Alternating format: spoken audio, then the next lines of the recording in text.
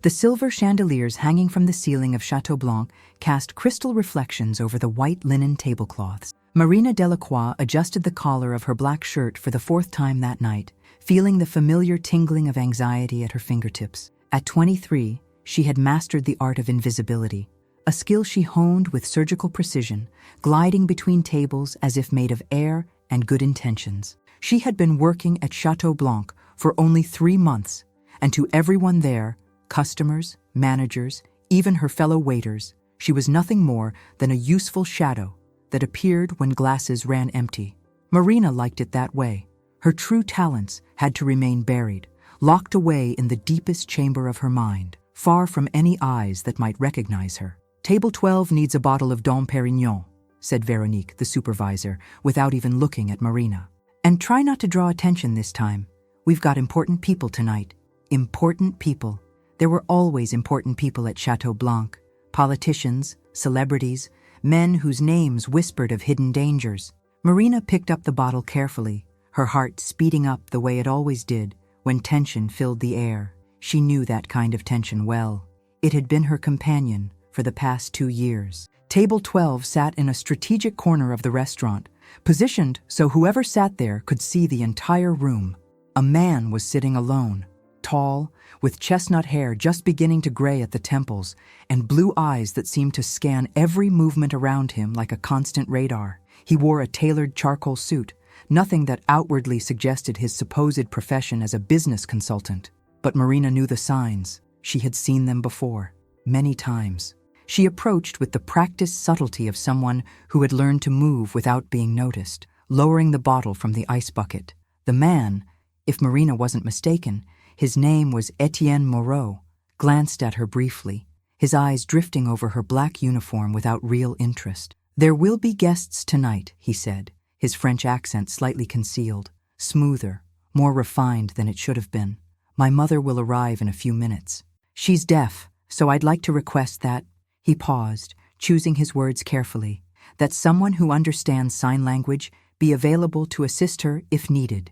Marina froze. Only for a millisecond, but she froze. Sign language. The same language she had learned from her grandmother at the age of 5. The same language she had been forced to abandon when her whole life collapsed. The same language she had sworn never to use again, because that language was a direct bridge to her past, and her past was the kind of thing that could get her killed. "Of course, sir," Marina replied, with the neutral tone she had perfected over the past few months. "It would be my pleasure to assist." She finished pouring the champagne, her hands only slightly less steady than usual, and stepped away. Her face remained a mask of professionalism, but her mind was spinning in frantic circles. Why would a spy, and she was certain he was one, have a deaf mother?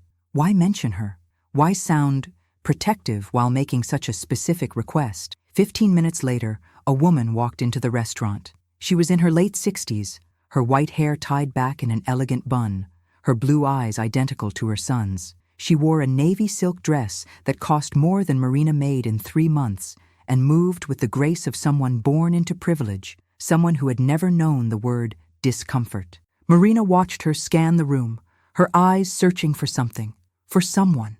When her gaze finally met her son's, her expression lit up with such pure, genuine joy that Marina felt a sudden tightness in her chest. The man stood, kissed his mother's forehead, and pulled out her chair as she sat. Simple gestures, gestures that revealed everything about who he truly was beneath the expensive suits and watchful eyes. Marina was serving dishes to the next table when she noticed Mrs. Moreau gesturing, not just with her hands, but with her whole body, her face alive with expression as she told her son something with the fluency of someone who had spent a lifetime communicating that way. Her son replied now and then with a sign or two, but it was clear his signing was basic, learned out of necessity and love, not real mastery. Mrs. Moreau signed something that looked like a question, her fingers tracing a shape in the air that Marina recognized instantly. It was the sign for safety, or more precisely, to be safe. Her face showed concern, the concern of a mother for her son. Something broke inside Marina. Without thinking, without calculating the consequences she should have, Marina stepped toward the table. "Excuse me," she said softly, her French accent carefully measured. "May I bring you something, ma'am?" Mrs. Moreau turned to her, her eyes shining with hope. Marina saw the unspoken question in her expression, the hope that maybe this waitress could actually communicate with her. And then Marina did something she hadn't done in 2 years. Her fingers began to move, tracing shapes in the air with the grace and precision that only came from true fluency. "Good evening, madame. How may I help you?" Mrs. Moreau's face lit up with joy. Her hands began to dance, moving with a speed and complexity that revealed a lifetime of expression through that silent language. She talked about the risotto, about the last time she had been in Paris, about her childhood in Lyon, where she had attended a school for deaf children. But there was something else. As Mrs. Moreau's hands moved, Marina began to notice a pattern. Some of the signs were slightly different, not wrong, but subtly altered.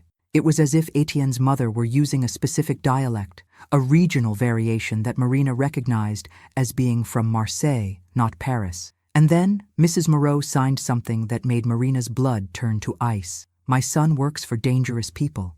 He tries to hide it from me, but a mother always knows. You can feel it too, can't you? The danger around him?" Marina blinked, processing what she had just seen in the signs. It wasn't just casual conversation. It was a code, a message. The specific way Mrs. Moreau moved her hands, the pattern, the rhythm, carried a double meaning.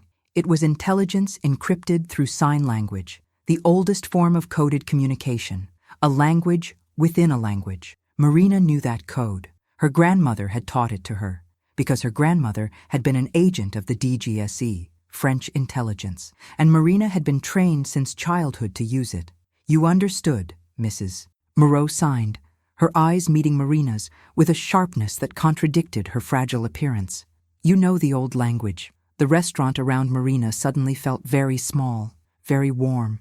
Etienne was watching her, his hand resting casually on the table, but his eyes, those eyes that missed nothing, were now locked on hers. He had seen it. He had noticed the change. He recognized that look, the look of someone whose world had just come crashing down. "Does your mother need anything?" Marina asked aloud, trying to sound normal, like a simple waitress, but her fingers trembled slightly. "Yes," Etienne replied slowly, his voice taking on a different quality, not threatening, but with an undercurrent of tension that suggested he was fitting together pieces of a puzzle he'd been trying to solve for a long time. "Yes, my mother needs someone who truly understands her." He stood up, and Marina, for the first time in 2 years, felt as though she was truly being seen. "Sit down," he said, gesturing to the empty chair. "Please, I think you and my mother have much to talk about, and I believe I, too, need to meet the real woman beneath that black uniform." Marina looked at Madame Moreau, then at Etienne, then at the restaurant's exit, which suddenly seemed millions of miles away. Then she signed, "Who are you really, Mrs.?" Moreau smiled, a smile that held secrets, power, and somehow compassion. "I'm someone who also ran away, dear. And my son, well, my son has learned a lot about second chances." 3 weeks later, Marina was in an apartment in Le Marais, its walls covered in cryptic phrases and classified documents. Mrs. Moreau, whose real name was Céleste Dubois, the legendary DGSE agent who had supposedly disappeared in 1998, was preparing tea as she explained the situation. "The DGSE always knew you were alive," Céleste signed, her hands tracing stories of surveillance, protection, and sacrifice. "Your grandmother asked us to watch over you from a distance. She wanted you to live a normal life. But you betrayed her," Marina replied, her fingers slicing the air with bitterness. "You stepped into my life. You exposed who I am. Your real name, Margot Renoir, was about to be exposed anyway," Etienne said as he entered the room carrying a laptop. He moved with less formality here, his expensive suits replaced by casual clothes. "Russian agents had found it. You had a week, maybe 10 days before they reached you." "So you saved me?" Marina asked, her voice thick with doubt. "Or did you recruit me?" Celeste placed a cup of tea in front of her, her aged hands holding the porcelain with care. "Both," she signed honestly, "because the best safety comes from being inside the structure, not outside it. And because," her eyes met Marina's, "because you're brilliant. You always have been. Your grandmother saw it in you since you were a child." Etienne sat beside Marina. Over the past few days, she had learned the truth about him. He was a double agent, working for both the DGSE and the CIA, walking a fragile line between two nations as he tried to prevent an information war that could cost thousands of lives. His mother had been his anchor, his link to the humanity he needed to keep while navigating a world of betrayal and secrets. "You have a choice," he said quietly. "You can walk away, disappear again. I'll help you. My mother will help you. You'll have a new identity, a new life, anything you need." "Or?" Marina asked. "Or you help us," Celeste replied, signing as she spoke. "Your unique combination of skills, your fluency in the old sign language, your intelligence, your ability to become invisible, it's exactly what we need. You'd be nearly impossible to trace because no one would even think to look for you." Marina looked down at her hands, thinking about all the years she had kept them still, silent, denying the part of herself that had been made for this, thinking about her grandmother, who had died without ever telling her the truth. "If I say yes," Marina said slowly, "if I accept this, there's no going back, is there?" "No," Etienne answered honestly, "but there's purpose, there's meaning, there's a chance that what you do could save lives." Marina took a sip of her tea. She lifted the cup to her lips and drank from the same porcelain that had once been used by women who changed the course of history, women who worked in the shadows, who spoke in languages no one else understood. "All right," she said at last, "teach me." 6 months later, Marina, or officially now, Agent Margot Renoir, sat at a counter in Berlin, in an elegant cafe with a clear view of the Russian embassy.